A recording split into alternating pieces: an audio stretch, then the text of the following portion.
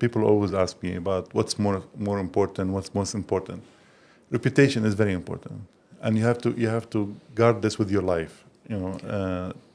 People has to know who you are and what you stand for. So protect your reputation. Make sure that you're good with everyone, Absolutely. and also knowledge. Because that question always Pops people, up. especially young people, new entrepreneurs. What do I focus on? I said continuous learning. Always continue to learn. Never stop.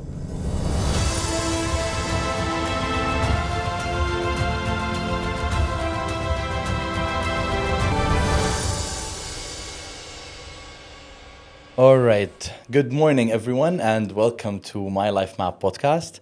And we're here today in our first episode from Qutaifan Islands, who empowered us with this amazing location to start running our podcast with the theme Your Life, Your Shot. And for today, we have one of the most inspiring leaders, inspiring role models on a family level and on a business level. And we're going to be talking to him today about what shot in his life has inspired him to get to where he is today. Mr. Ashraf Abuissa, good morning. Good morning. Good morning. It's amazing to have you here today, and thank you for not even thinking twice before accepting to be here. Thank you very Thank you, much. Joe. Thank you.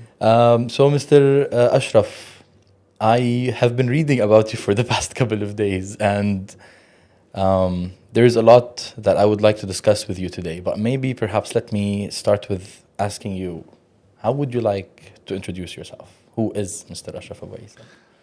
I like to introduce myself as just a normal businessman that's part of this community, trying to give back to my community, and just very simple. I'm very much on very simple basis always. Okay, nice, thank you. So if I will ask you, what or where did this whole passion towards where you are today begin? In a way, my life almost drove me to where I am. Okay. Went to school, normal school in Qatar. Then played basketball, and basketball drove me to the US to go to school over there. I wanted to go to NYU in New York, York, yeah. and my parents went with me at that time. And when they saw New York in 1985, they decided, no, this is not the place that we want you to be in. It was very high on crime, very, very busy city as it is now, but its crime level was very high. Okay. And going from Doha in '85 was so peaceful and quiet. Even now, it's still peaceful and Yeah, quiet. absolutely. Okay. And then I ended up in a place called Denton, Texas, University of North Texas. Yeah. Very similar to Doha.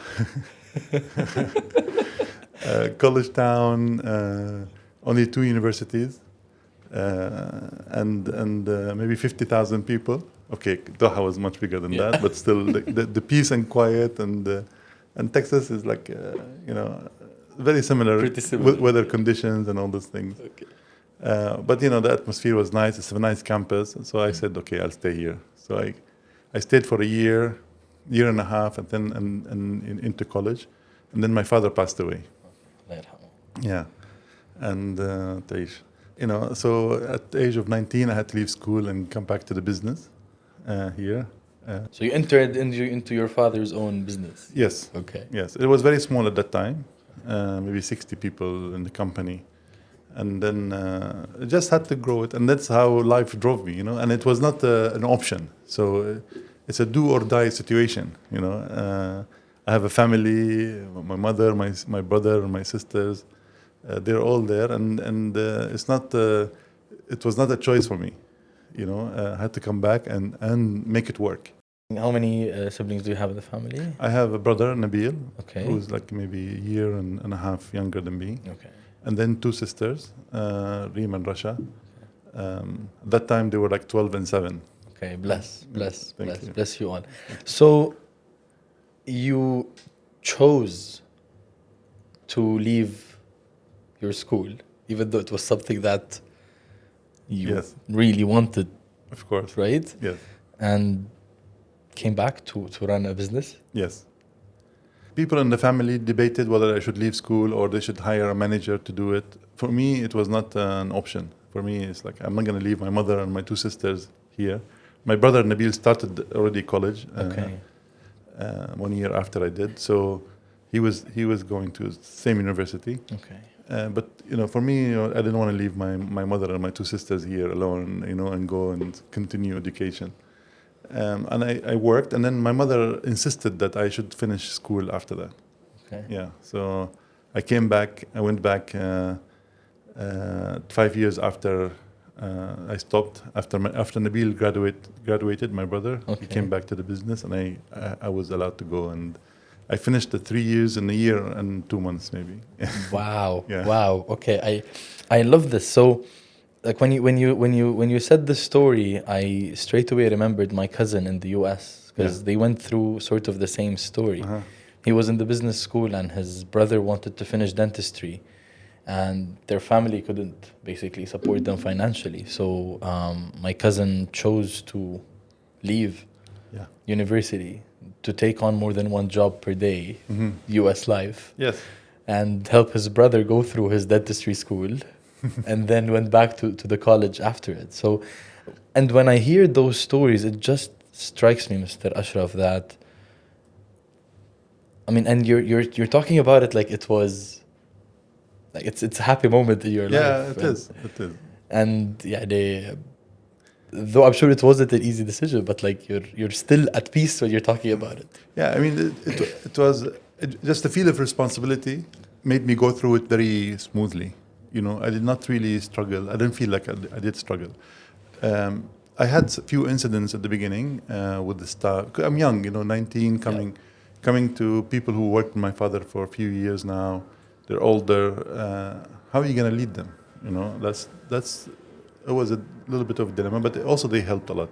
They were, okay. We had few incidents with some staff, but in general, it was not. It was a smooth ride in a way. Okay. And I also had an uncle in UAE, still there. Allah يعطيه الصحة. Ammi Muhammad. He was there, and every time I wanted any consultation, anything, I would call him and make sure that I'm doing the right thing. Yeah. But I also copied my father. I would, in any decision, I would ask, how would my father do it? And then they'll tell me, so I'll do the same. So I said, I don't want to reinvent the wheel now. I don't want to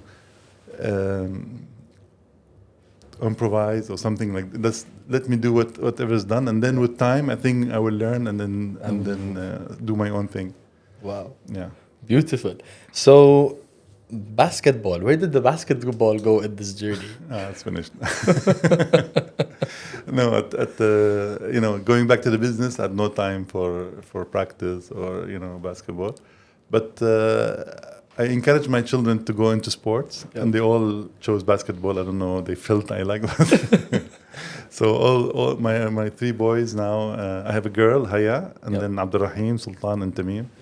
The boys, they're 22, 17, and 14. They're all play basketball for Al Sadd Club, where I played, and my brother also played for that club. And they are all in national team, different age groups. Mashallah. Yeah, Okay. mashallah. Wow. Yeah. Wow. Beautiful. Alhamdulillah. Beautiful. So I would like to maybe talk about. You said when you took over at the age of 19, there were 60 employees. Yes. Where do we stand today in number of employees? Now we are about 3,200. Wow. Yeah, but we reached over 4,000 at one point. Okay. When we had operations in Saudi Arabia and UAE, Right. we had around 80 stores over there. Mashallah. Okay. But because of the political turbulences Yeah. in 2017, and so we were forced to close those stores. Okay. So we went down maybe by 1,000. Okay. But we reached over 4,000 at one point. Wow. Yeah. How did you manage that shift? Like, I'm sure like managing 60 people, it's like a little bit of a bigger family. And then going from there to... That's a good question. It was growing fast from 87 when I took over to 2004. Let's say 2004 was a turning point. But but between 87 and 2004, we grew to about 700 people. And that time, the growth was relatively slow compared to what happened after that. So I knew people names. I knew this, something about their family. It was like organic almost. Okay. And then before Asian Games in 2004 to 2008, Qatar as a country grew from 700,000 to 1.7 million. Oh. Yeah. So being in the consumer business and serving consumers, we had to grow in the same rapid, in the same speed. And we grew from also 600 employees to 1,600. Yeah, almost the same Ratio. Sort of, yeah. Yeah, and that was actually when I lost touch with everyone. I mean, the 600, I knew them. And then when we had to employ 1,000 people in 4 years, I started becoming a different organization. Yeah. Then I had to really rely on my managers and people, delegate more. And I lost that personal touch with the people. And then it grows after that, then it becomes more structured. And that's when you start thinking, okay, how I'm going to transmit my culture as a company to the people who I don't see every day, or sometimes I don't see them at all. So they're working in some warehouse or delivery or whatever. I need to have the same culture. Yeah. So what I did, I delegated to my managers that I knew for many years and I trusted them. But also I kept the door open. I kept my door, and my brother did the same thing. We have an open door policy that any employee can come to us at any time, okay, and just walk in and tell us what is in his mind, whether it's a new idea or it's a complaint or a suggestion or whatever. We have our door open, so that keeps everybody in line. Yeah. You know what I mean? If a manager knows that you're accessible, okay, so all his people would know that they can reach you anytime. So he would always be fair. He would always listen to them, make sure that they don't escalate to the top management. Yeah, so far it worked very well for me. Yeah. And I can tell you, you haven't really lost touch because people love you. Thank you. Thank you. There is no one I have asked about you that hasn't smiled. Thank you. For me, that brings me to another point. And people always ask me about what's more important, what's most important. Reputation is very important, and you have to guard this with your life. People has to know who you are and what you stand for. Yeah. So protect your reputation. Make sure that you're good with everyone. Absolutely. And also knowledge. Because that question always people, especially young people, new entrepreneurs, what do I focus on? I said continuous learning, always continue to learn, never stop. I am now 55, and then I try to learn every day something. If I meet a friend, like I met, I just introduced you to a friend of mine who's in the food truck business in the States. US, yeah. So I'm sitting there and asking him, what are your challenges, how you do logistics, how you work, and how you engage communities, and how your truck moves, and how you decide where. So all these questions. Yeah. You learn something from it somehow. Something will come out that will stay with you. Beautiful. And every day I meet. We're blessed in Qatar that today we have the World Cup, Absolutely. of course. So you have a lot of visitors, but in normal days you have a lot of visitors too. We are a global city now. Yeah. We are so connected with the world, and there's so much to learn from that. Absolutely. So knowledge is important. Reputation, as I said, maybe more important. Yeah. And also contacts. So you have to build contacts in your industry and in general. And keep those contacts in place. Don't just disappear on them and come back only when you need something. Yeah. This is the way that you would always you can always bounce back. Absolutely. Yeah, I mean we lost a lot in the blockade that happened on Qatar. We had to close 80 stores where these stores were new. They were like 3 years old on average. And 3 years old meaning you've been paying rent and paying salaries for 3 years, waiting to get to the break-even point. Yeah. And of course, when you build luxury stores, and they were all luxury, you have to, buy all the furniture from the source. Like, if it's watches, you buy it from Switzerland. If it's fashion, sometimes France and Italy, and build those stores. These are very expensive stores, and we are in a new market. And to just wipe this out completely, it's a big loss for a company like ours, where we organically grew. Yeah. And we didn't inherit anything from my father. We inherited a small business that we had to grow ourselves. So to have this loss and bounce back and stay in business and progress, if it wasn't for the reputation and the trust of the suppliers and the banks and the customers, we would not have lasted. Wow. Yeah. So it's very important that people know that, okay, yes, he lost his business. Let's look at his company loans and whatever he borrowed to build this business, and reschedule it. We know that he's serious. We know he's going to pay, and as a company also, he's going to come through. Yeah. So that's when reputation comes in place. It's your biggest capital. Okay, I love that, and this will actually bring me to one of the most important points I want to talk about with you today. So you spoke about having to close down a couple of your businesses. You spoke about, I'm sure we also all went through the madness of COVID.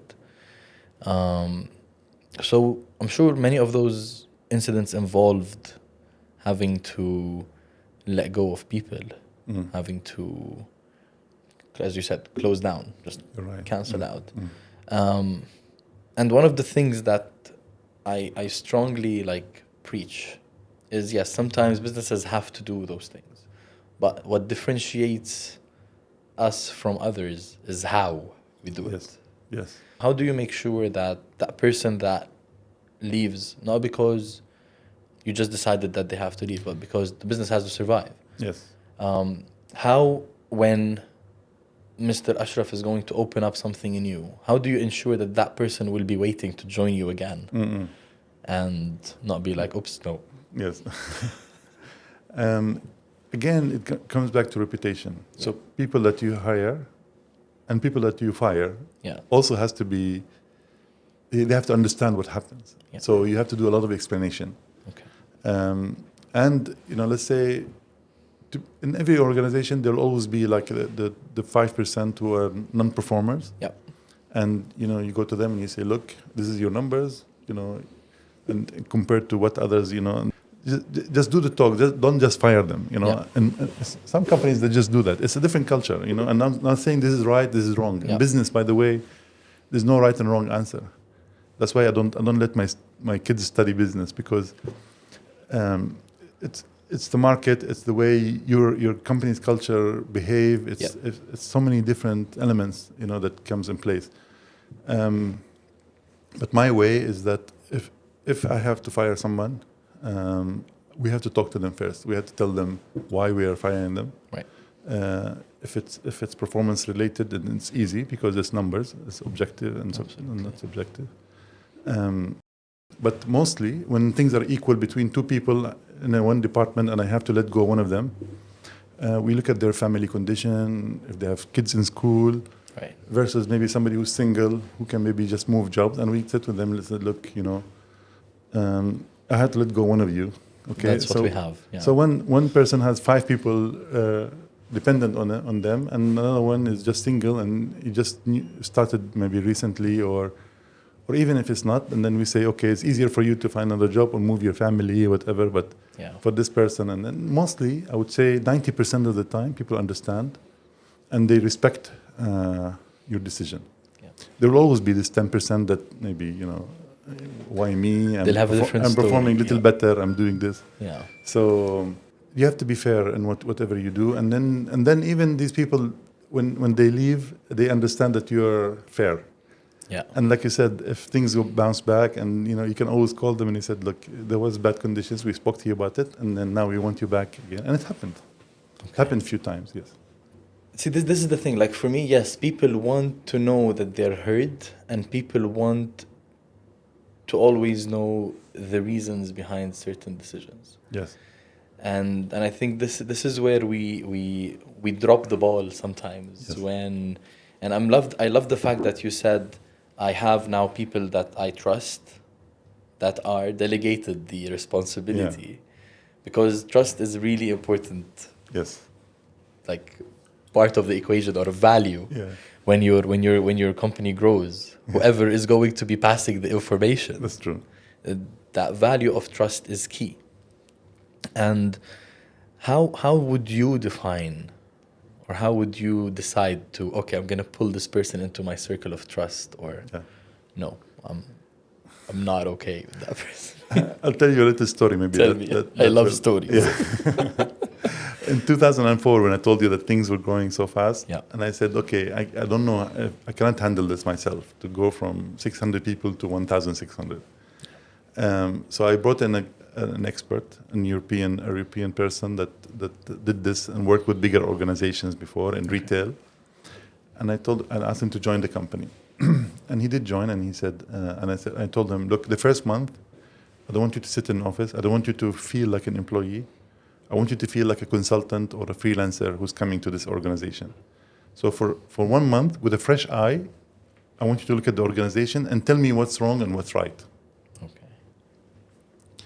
So he went around from different stores to the supply chain department, to warehousing, to marketing, to everywhere. He sat there and took his time with everyone.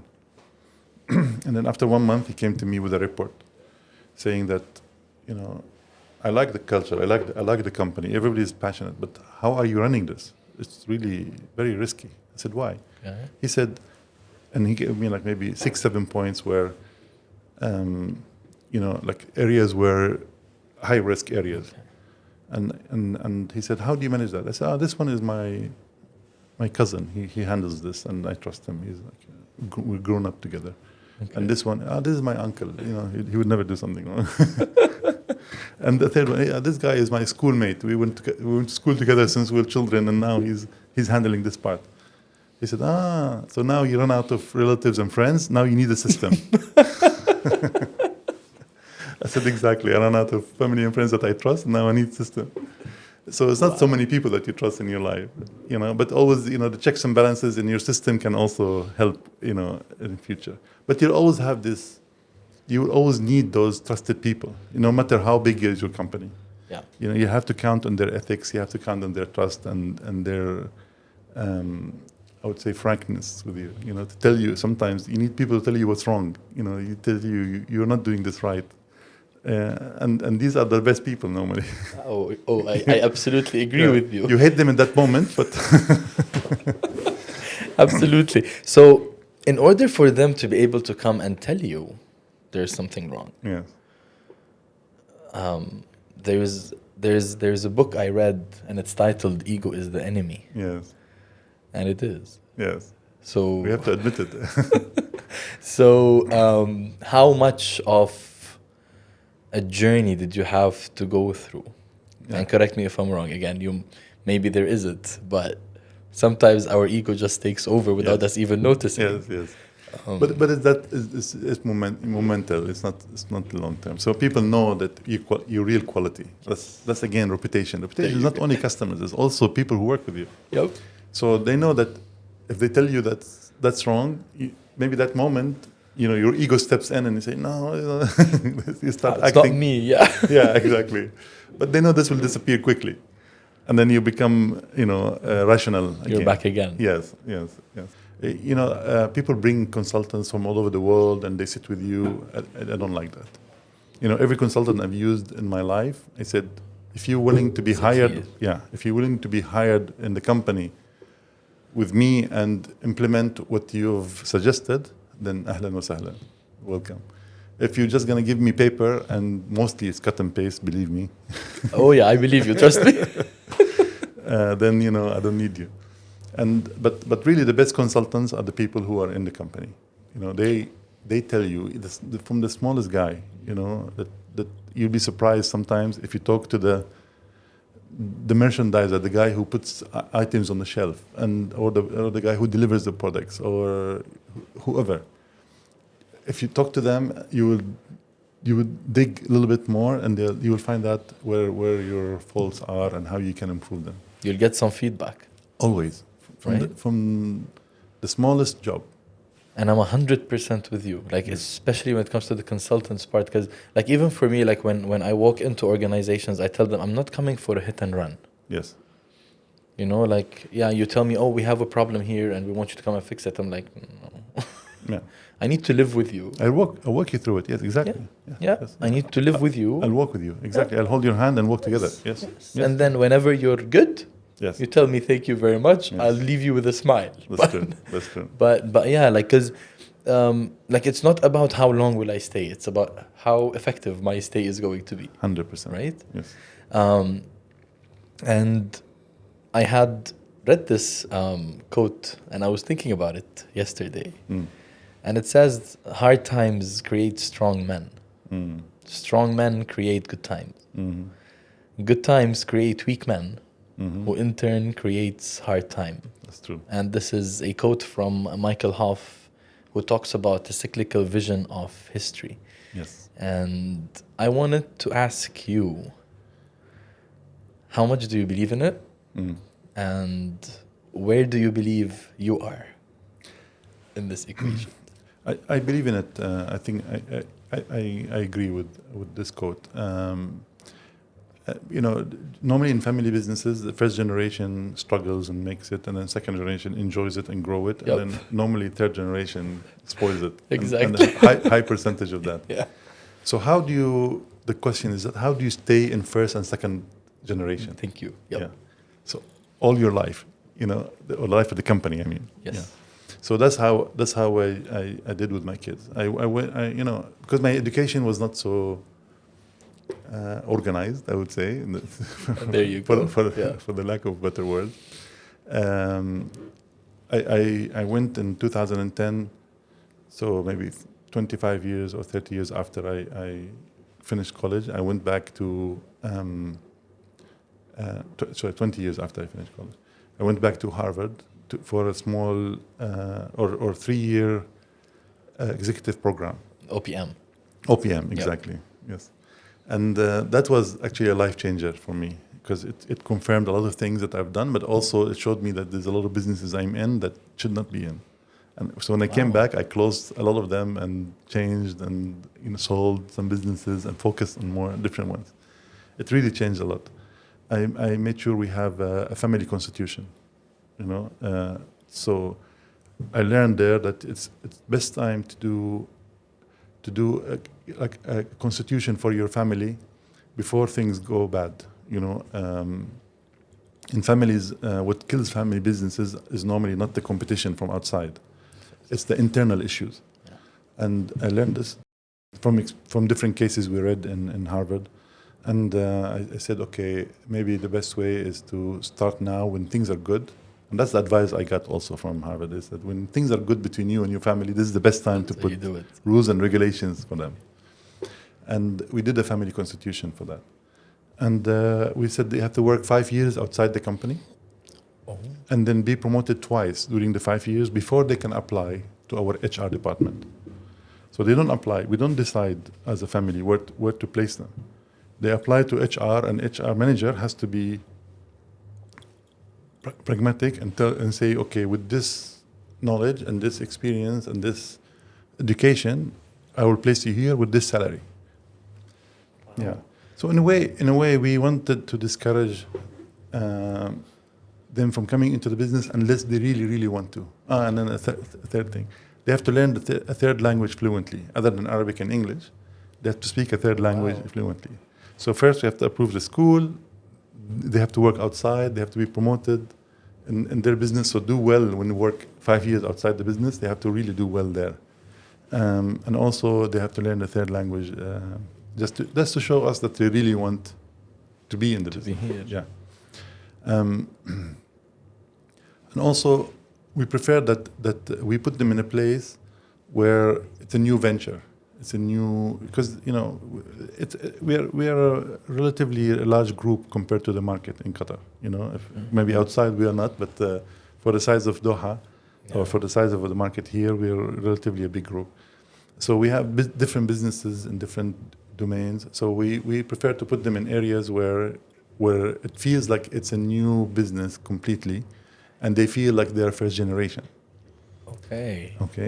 So this way you stay always in the first generation mode. You're growing a business, you're starting a business, you struggle with that, then you learn, and then, if you bring them to something where it's already well established and a department that's already been running for 30 years, 40 years, there's not so much they can add and not so much they can learn. Because they inherit the experience and they inherit all the mistakes that we've done and the corrected mistakes that we have done. They will not learn themselves. But if you put them in a place where, for example, one of my sons is playing college basketball in America, Abdul Rahim. He came back and he said, I want to do a basketball camp, during the summer. And he brought in some NBA coaches and he did a nice advertising campaign, and for 2 years now in a row, it's been very successful. Wow. Yeah, and nice. Yeah. So now he wants to convert that into academy.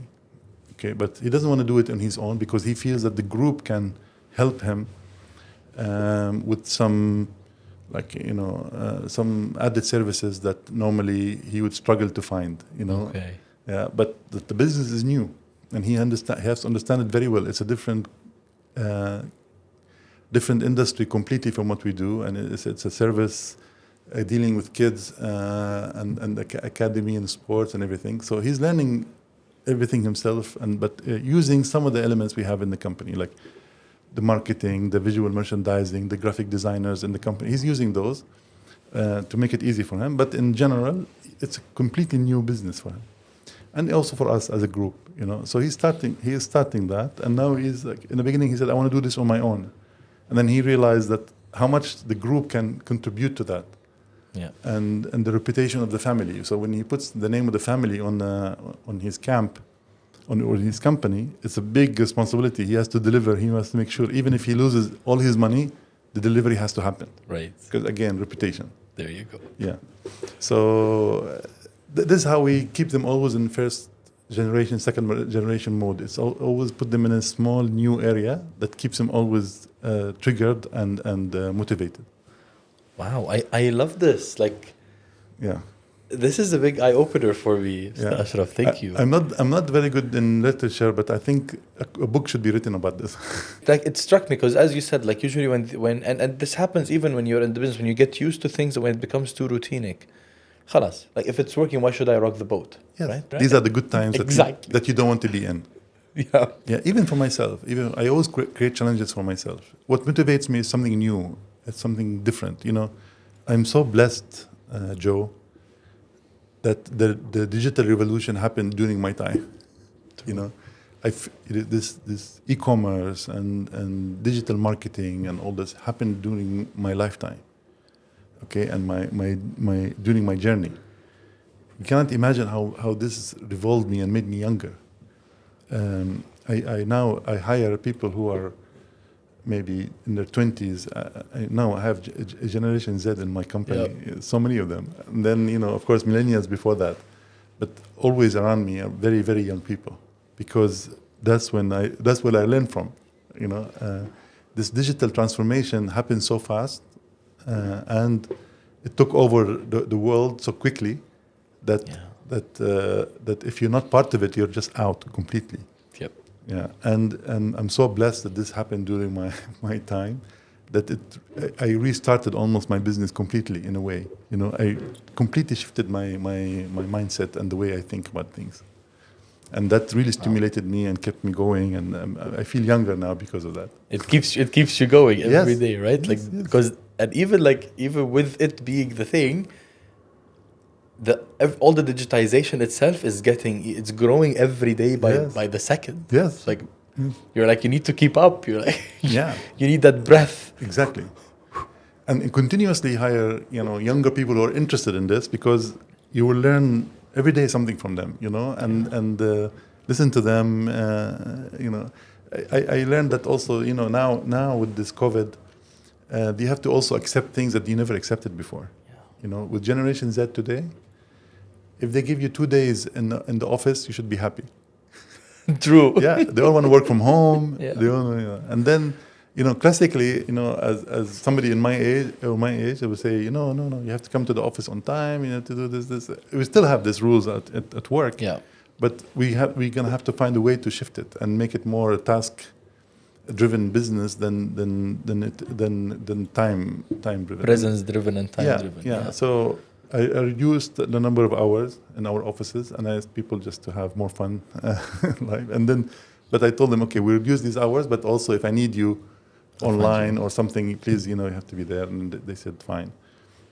And also another thing about Generation Z, which is the new generation coming into the business. Yeah. They will always have a side hustle, business on the side that they do online or something like this. In the past, if we knew about somebody who has another business that they look after or something, we'd be very angry and they say, no, you should not be doing this. You should be focused. And now, if it doesn't affect your daily task and your performance and your own target and everything, do whatever you want to do. Yep. Yeah. Music to my ears. Well, Yes. I swear, music to my ears, because eventually the new generation are going to be the majority in the workplace at some point. Yes. Right. And if the workplace doesn't find the right or the agreed line upon, right, the lines of engagement, if we can call them, who's going to work? Because as you said, everyone has a side hustle. So why would I go to a place that is giving me so much stress? We'll be swimming against the waves, And I like this. They agreed online. And that's a good term, Joe. That's a very nice one. Yes, we have to agree on where is too much or not too little. And once we have this, then we are safe. Before mobile and communication and internet, I never left my office because I'm worried that somebody would call, or a customer will come, and I would not be there and not help him, and and there's somebody like an urgent call that comes to my office. Now you can travel the world, and you have video conferencing, you have photographs, you have emails. And mobile, so we can move around. Still, you do your business, but this is a blessing. That people in the new generation, they don't realize how blessed they are with this mobilization. It's not only a mobile device. You became mobile. Yep, exactly. As a person, exactly. We're moving to the closure, and I don't want to close this, but I know that we are bound with time. And to be honest, a couple of days ago, I was just researching, and then when I sent you the message and requested your kind presence, and you very kindly responded right away. And then I got as well in talks with Sheikh Mohammed, who was so excited to know that you're coming. Thank you. And as you know, he's not just a friend, he's a brother, he's a role model for me. And I wouldn't be here having this discussion with you if it wasn't for him. I need to give him a big shout out. Yes, he's much younger than me, but in many ways he's also a role model for me too. Bless you. Yeah, he's an amazing gentleman, very motivated. Somebody, and that's what we lack in our youth today: motivation, self-motivation. Yeah. At the same time, he's kind to everyone. He's a good ambassador to whatever he does. And for him, whomever he represents, is always a good ambassador. And that's the kind of people we need around in our country. Yeah. Absolutely, and he is like a big motivation for me to I was in that phase of my life where I was, okay, do I go back to a corporate life and a stable job and a salary, or what we think is a stable job and a salary, or do I move on my own? And to be honest, the first time I met you in the event at YPO, that was the day that he asked me, do you really think you want to go back? After this, do you really want to go back to the corporate life? Exactly. And yesterday when we were talking, he mentioned that you are one of his role models and one of his go-tos when he wants when he wants advice, or wants to talk about something. And he said one of the things that he said is that he always passes the ball to people to take the shot. Yes. So I told him I'm going to be using this today in the interview Thank you. to ask you Yes. to maybe share with us a story of when someone passed you the ball to take the shot. I really can't think of someone. You surprised me with this question. I'm sure it happened in my life. I'm trying to think now quickly what happened. But maybe the short answer I will give maybe another answer, and maybe it sounds a little bit political, but it's not. It's actually the country, Yeah, it's Qatar who gave me that pass and keep giving me that pass. We live in a country where we became so globally introduced. When you see how Qatar behaves in the world as a small country, then it encourages me to go and open a business in Turkey and open a business in South Africa, and I even opened a store in New York. Okay. Yeah, because I see how Sheikh Hamad, for example, he was so obsessed with making Qatar a global impact. Like building Al Jazeera. But it's actually a very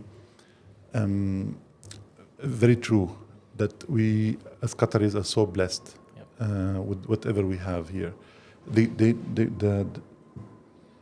The setup that we have is so encouraging for anyone, especially youth. Where in the world will you able to take a break from your job, for 2 years to go into a new business or a new venture? Like 2 years, you'll get paid, and at the same time, you'll be helped with your startup. And then if it fails, you can go back to your job and continue. If it doesn't fail, you can continue and then say, okay, this is what I want to do for the rest of my life. You don't pay any kind of taxes. You don't any form of taxes. You don't. Your almost your health, your education, your housing, everything is given. Yep. Okay. Especially education to whatever level you want to go to. Okay. Yeah. What better pass than this? Yeah, I agree. Yeah. Now FIFA, actually the last meeting I had with them, and then today after this meeting I'm having another meeting with them. Okay. They want to talk to us about the future World Cups. They like what we've done with our retail in the VIP areas, and it was the first time that they ever have retail in the hospitality and VIP areas. Wow. Yes, and they liked the idea so much, and the performance, and they liked the discipline that we had. And so I would say Sheikh Hamad and Sheikh Tamim gave me that. God bless them and God bless you. Thank you. And I would second you on that, not just to the nationals, but even for us. Yes. The country gives us amazing passes. I hope so. I always think of anybody on this land as a resident and a Qatari, and I try to do that when I'm involved in basketball or involved in business, and I want people to feel home as much as possible from a personal, and then also I'm sure the government, and Sheikh Tamim said it in his speech during the blockade. He said anybody who lives on this land is a Qatari. Absolutely. Yeah, but we have to walk the talk and make sure that every one of us as a Qatari has to make sure that every expat who lives here feels home. And just like we did in World Cup, this came out so nicely. Yeah. Please continue doing that for people who live with us. It was a beautiful win, I would say, right? Yes, 100%. For everybody. Yes. And it was very seamless. Yes. Natural, huh? Chill. It's so organic. Yes. You don't even have to put in an effort. No. It just happened. Yes. And I think this talks a lot about the culture, talks about the values, right? So when you talk about reputation, you're building that smaller culture within your organizations, but maybe a bigger pass is being given to you from the culture that we come from. Yes. When you talk about, the consultant asked me who's managing this, and you say, well, my uncle, my cousin, in the business world, they tell you it doesn't work that way. If there's no paper, it doesn't work that way. Yeah. But that's the beauty of But our family culture. ties here are different. Yes. Yes. And even the environment here is different. This is where we come from, Yes. right? So they say your net worth is your network is your net worth. Exactly. Right? And for us, we just pick up the phone and we can get things moving Yes. in the majlis at night. I don't need an 8 to 5 duty. God So, bless you. yeah, like as you said, and I strongly believe, Mr. Ashraf, that they keep the country and Sheikh Tamim and Sheikh Hamad, they keep giving everyone those passes, but only the people who take shots can manage to take the next pass. Yes, Because if you're still holding the first one, exactly. you're not going to Yeah, if you keep missing shots, they're not gonna pass you. All right. Mr. Ashraf, any last words before we close?